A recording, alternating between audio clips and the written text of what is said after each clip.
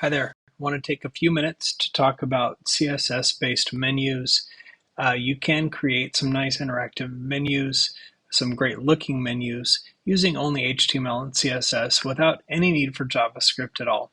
And that makes them very portable, very small in size, and very easy to create. And these are actually created using a nested list. So when we have something like this on a website, that's actually quite easy to create. And so let's go through the process of taking a nested list and turning it into a menu like this.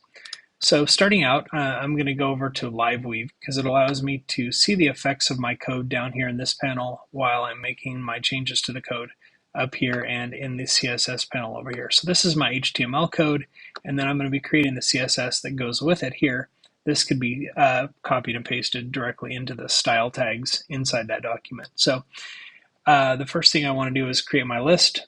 And you can see I've got home, products, services, and contact, and then I've got some submenus here.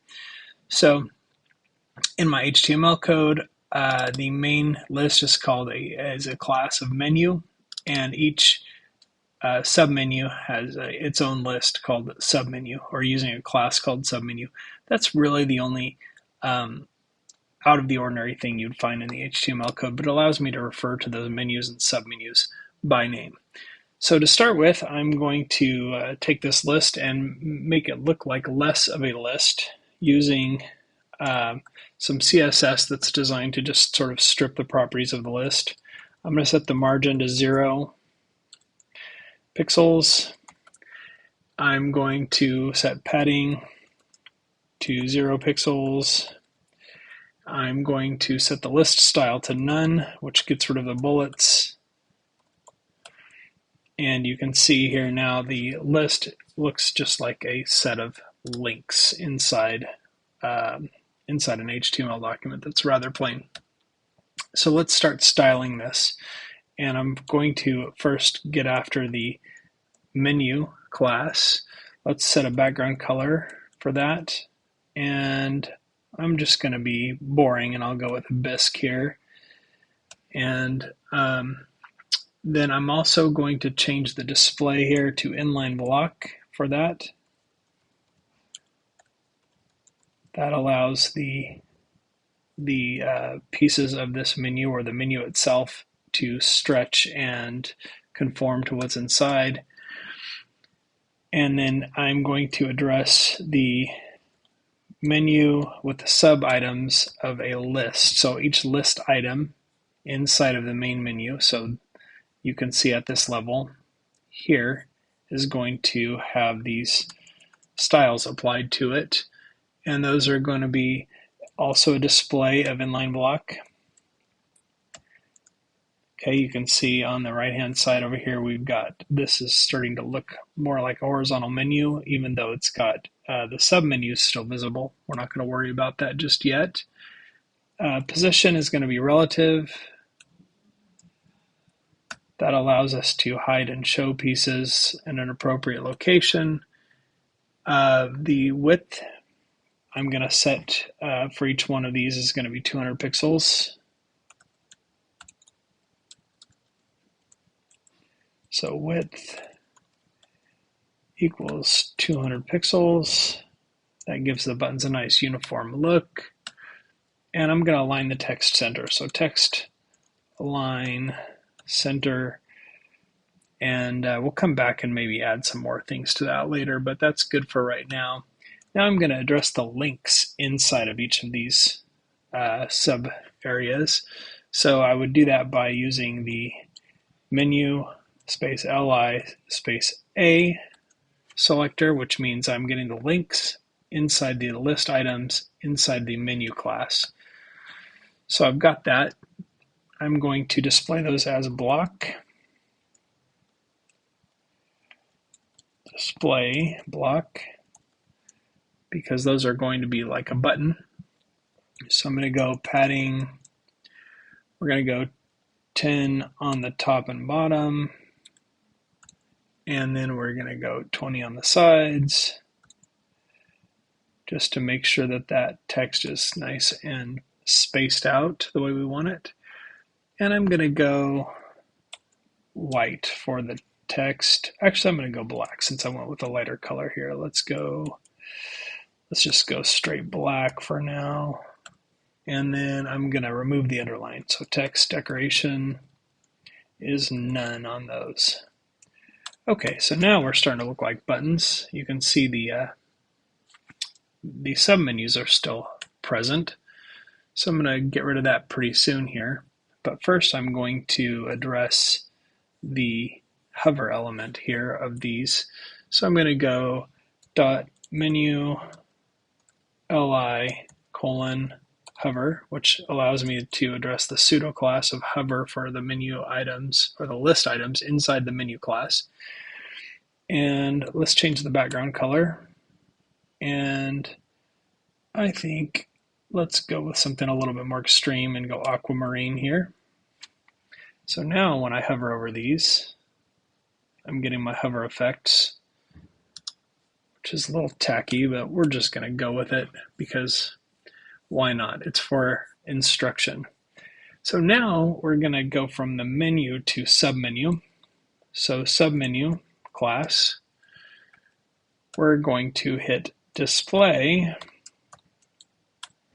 to none. And watch what happens there.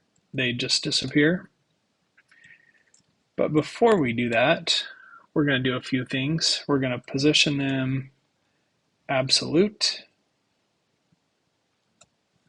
We're going to put the top at 100%.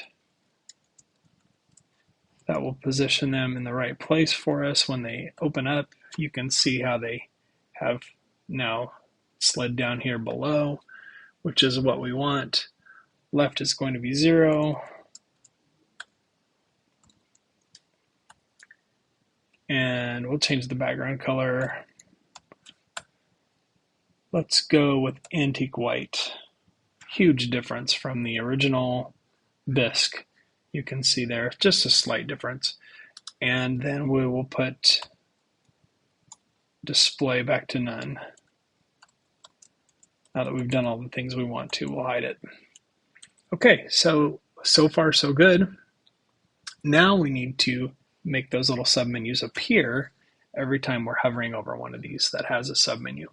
So if we go dot menu li hover, and this is where the magic happens, people. Submenu, we're going to switch the display from none to inline block, just like that. Now when we hover over these, we get those nice submenus popping up, which is just exactly what we wanted. Now there's just a few more things to take care of here just to clean things up, and that is submenu space li. So the list items inside of the submenu we need to display as block.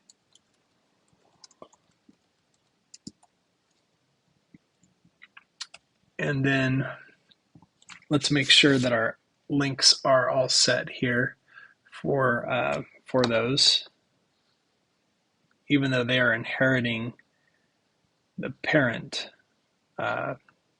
information. We're going to go ahead and nail that down. We're going to go submenu lia. We're going to say color is going to be black, and we're going to go text decoration equals none. Again, they already have this because of inheritance from their parent object, but we're going to just make sure we get those done properly. And let's give those a different hover color. How about that? Let's go submenu li hover, and let's go background color. Let's really live on the edge here, and we'll say cornflower blue. Nothing says living on the edge like cornflower blue. And for some reason, they're not overriding. Oh, there we go. Just took a second. Now that's working. So now I could come back and I could do some fun stuff here if I wanted to play around with these things. But I think you get the idea. From here, I could go on styling with everything that we used for the buttons in previous sections. And in fact, if I did all of the visual styling on the links, right, then I'm going to get the same kind of button effects that I had in the past. Um, I could do like a border, 1 pixel, black, solid. Okay, so I can make them look like buttons. I could do a border radius to round them up or make them really round if I wanted to. So there's all kinds of things that you can do here. And, the sub buttons will inherit those things. Of course, I have to clean up these backgrounds and things like that if I really wanted this to look nice. But you get the idea how if you take this and put it in a style heading, you can actually create some pretty cool interactive menus. And there are pure CSS, so there's no JavaScript necessary.